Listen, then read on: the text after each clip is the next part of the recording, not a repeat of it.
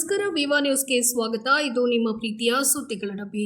ಪತಿಯ ಕಣ್ಣು ತಪ್ಪಿಸಿ ಕೂಡಿಟ್ಟಿದ್ದ 12 ಲಕ್ಷ ಇಲಿಯ ಪಾಲು. ಭವಿಷ್ಯದ ಬಗ್ಗೆ ಆಲೋಚಿಸಿದ ಪತ್ನಿಯ ಸ್ಥಿತಿ ಚಿಂತಾಜನಕ. ಉತ್ತರ ಪ್ರದೇಶದ ಗೃಹಿಣಿಯೊಬ್ಬರು ಚಿನ್ನಾಭರಣ ಖರೀದಿಸಲು 8 ವರ್ಷಗಳಿಂದ ಟ್ರಂಕ್ನಲ್ಲಿ ಕೂಡಿಟ್ಟಿದ್ದ 12 ಲಕ್ಷ ರೂಪಾಯಿ ಹಣವನ್ನು ಇಲಿಗಳು ತಿಂದು ನಾಶಪಡಿಸಿವೆ.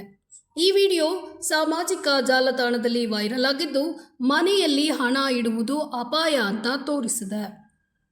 ಎಷ್ಟೋ ಗೃಹಿಣಿಯರು ತಮಗೆ ಪತಿ ಕೊಡುವ ಹಣವನ್ನು ಅಡುಗೆ ಮನೆಯ ಡಬ್ಬದಲ್ಲೋ ತಿಜೋರಿಯಲ್ಲೋ ಕೂಡಿಟ್ಟು ಉಳಿಸುವುದಿದೆ.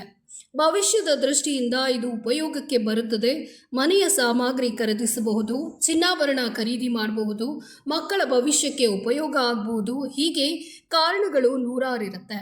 ಅದೇ ರೀತಿ ಉತ್ತರ ಪ್ರದೇಶದ ಗೋಂಡಾದಲ್ಲಿನ ಮಹಿಳೆಯೊಬ್ಬರು ಪತಿ ಕೊಟ್ಟ 12 ಲಕ್ಷ ಹಣವನ್ನು 8 ವರ್ಷಗಳಿಂದ ಕೂಡಿಟ್ಟಿದ್ರು.